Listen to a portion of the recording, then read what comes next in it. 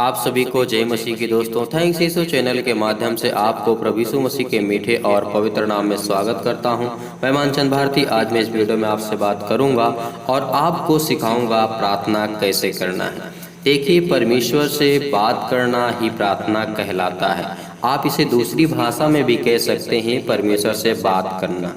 यीशु मसीह किस तरीके से से हमको कहा है और हमको संदेश दिया है वचनों के द्वारा कि आप भी अगर प्रार्थना करते हैं तो इन वचनों के द्वारा, और जैसे मैं करता हूं वैसे आप भी कर सकते हैं। देखिए, आज मैं इसी वीडियो में प्रार्थना के बारे में बात करूंगा आपसे। तो चलिए हम वीडियो को शुरू करते हैं ज़्यादा टाइम और समय ना लेते हुए।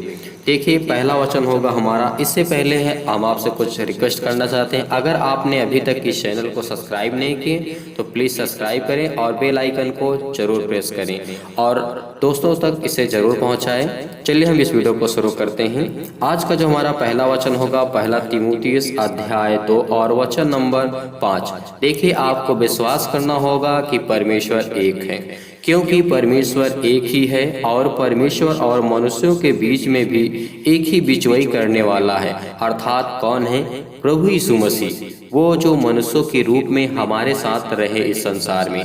देखिए, हमको ये विश्वास होना चाहिए और होना नहीं चाहिए, 100% होना चाहिए। देखिए, परमेश्वर कहते हैं कि अगर तुम मुझ पर विश्वास करते हो तो आपको पता होना चाहिए कि सिर्फ मैं इकलौता परमेश्वर हूँ। आपको ये आपके दिल में, आपके जहन में, आपके दिमाग में ये आपका विश्वास होना चाहिए आपके अंदर कि परमेश्वर सिर्फ एक है और वो भी सच्चा है। वो कौन है? प्रभु यीशु मसीह। तो इसलिए इससे क्या होगा कि आपका माइंड होगा इधर उधर भटकेगा नहीं। तो आप इसी परमेश्वर से प्रार्थना करेंगे। कौन? प्रभु यीशु मसीह से। अगला वचन हम देखेंगे किस तरीके से प्रभु यीशु मसीह अपने समय में प्रार्थना किया करते थे और हमको किन वचनों के द्वारा हमको प्रेरित किए हैं कि आप भी इन वचनों के द्वारा प्रार्थना कर सकते हैं। देखिए, लिखा है जो मत्ती पुस्तक अध्याय 6 और वचन नंबर पढ़ेंगे यहाँ पे 9 से लेकर के 13 तक। इसमें लिखा है, पहले हम पढ़ेंगे 9। लिखा है, सो तुम इस रीति से प्रार्थना किया करो, हे हमारे पिता तू जो स्वर्ग में है, तेरा नाम पवित्र माना जाए। देखिए, परमेश्वर कहते हैं सो तुम इस रीति से प्रार्थना किया करो कि हे पिता तू जो स्वर्ग में है, तेरा नाम पवित्र माना जाए। आपको पहले विश्वास करना होगा कि हमारा जो पिता है वो स्वर्ग में है, हम उसको धन्यवाद करते हैं। अगला वचन पढ़ेंगे 10। लिखा है, तेरा राज जाए, तेरी इच्छा जैसे स्वर्ग में पूरी होती है वैसे इस पृथ्वी पर पूरी हो। इस वचन का कहने का मतलब है हम ये स्वीकार करते हैं कि परमेश्वर तुम मेरे साथ हो और तुम सच्चे और पवित्र परमेश्वर हो। तेरा राज जाए, तेरी इच्छा जैसे स्वर्ग में पूरी होती है वैसे ही हम मनुष्यों के द्वारा इस पृथ्वी पर आपकी इच्छा पूरी हो। हम अगला वचन पढ़ेंगे 11। लिखा है, हमारे दिन भर की रोटी आज हमें दे, हमारी आज दिन भर की रोटी हमें आज दे पिता।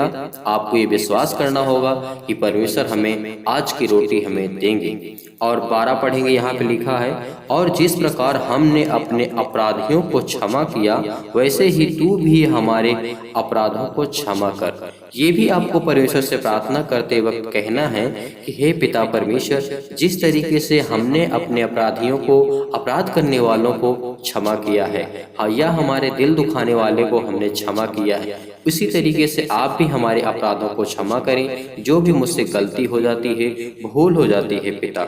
अगला वचन पढ़ेंगे, लिखा है 13 में पढ़ेंगे, और हमें परीक्षा में न ला परंतु बुराई से बचा, क्योंकि राज्य और पराक्रम और महिमा सदा तेरे हैं। आमीन। देखिए, परमेश्वर से आप प्रार्थना करते वक्त आप ये कह सकते हैं कि पिता हमें परीक्षा में न ला, क्योंकि आप हमारी सहायता करते हैं, आप हमारी मदद करते हैं। तो आप हमें सही डायरेक्शन, सही दिशा और सही रास्ता हमें दिखाएं पिता परमेश्वर, कि हम इन पापों से बच सकें।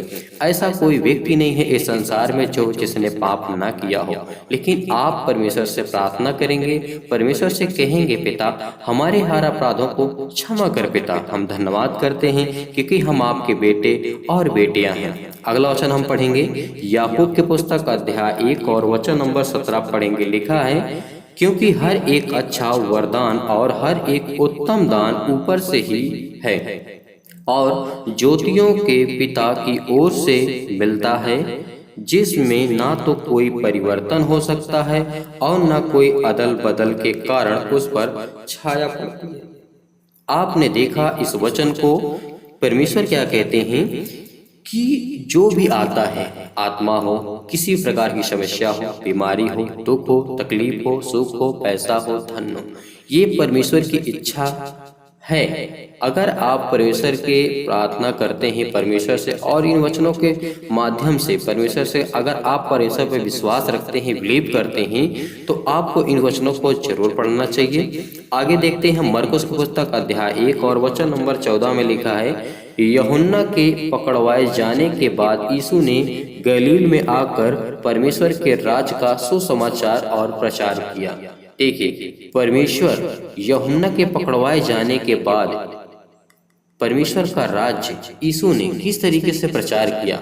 हमको परमेश्वर के राज्य को बढ़ाना है और हम सबको मिलकर के, मसीह भाई बहनों को मिलकर के परमेश्वर के राज्य को आगे बढ़ाना है और विश्वास के साथ हम प्रार्थना करेंगे और हमें हर तकलीफ दुख से परमेश्वर आजाद करेंगे।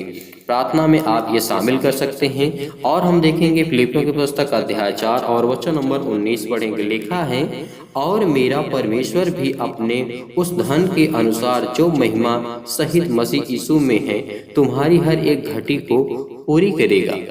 हमें ये विश्वास है, बिलीव है, हम परमेश्वर पर विश्वास करते हैं क्योंकि हमारा सच्चा और एक ही खुदा है, वो है प्रभु यीशु मसीह। तो हमें बिलीव करना होगा, विश्वास करना होगा इन वचनों के द्वारा, क्योंकि हर एक घटी को, कमी को हमारा कौन पूरा करेगा? सिर्फ परमेश्वर। तो इसीलिए हमें विश्वास करना चाहिए। अगला वचन देखेंगे रोमियो पुस्तक अध्याय 6 और वचन नंबर 23 पढ़ेंगे। लिखा है, क्योंकि पाप की मजदूरी तो मृत्यु है, परंतु परमेश्वर का वरदान हमारे प्रभु यीशु मसीह में अनंत जीवन है। देखिए, पाप की जो मजदूरी होती है वो तो मृत्यु है ही है, लेकिन हम अगर प्रभु यीशु मसीह के चरणों में आते हैं, उससे प्रार्थना करते हैं, उससे विनती करते हैं, तो हमें एक अनंत जीवन मिल सकता है। भले हम पाप करते हैं, पाप किए हैं, हमसे हो रहा है, गलतियां हो रही हैं, लेकिन बच्चे पिता से अगर क्षमा मांगते हैं, माफी मांगते हैं, तो पिता उन्हें माफ करता है। आप ये सब जानते हैं अच्छी भली भांति से। अगला वचन हम पढ़ेंगे मत्ती पुस्तक अध्याय 6 और वचन नंबर 14 पढ़ेंगे। लिखा है, इसलिए यदि तुम मनुष्य के अपराध क्षमा करोगे तो तुम्हारा जो स्वर्गीय पिता है तुम्हारे भी अपराध क्षमा करेंगे। कि आपको फर्स्ट नहीं, पूरे लाइफ में हमेशा करते रहना है। अगला वचन पढ़ेंगे 15। लिखा है, और यदि तुम मनुष्य के अपराध क्षमा ना करोगे तो तुम्हारा पिता जो है तुम्हारे भी अपराध क्षमा ना करेगा। अगर हम किसी का अपराध को क्षमा नहीं कर सकते हैं तो हमारा अपराध कौन क्षमा करेगा? जब हम दीन नहीं बन सकते हैं तो परमेश्वर हम पे दया क्यों करेगा? तो इसीलिए आपको ये सब करने की आवश्यकता है।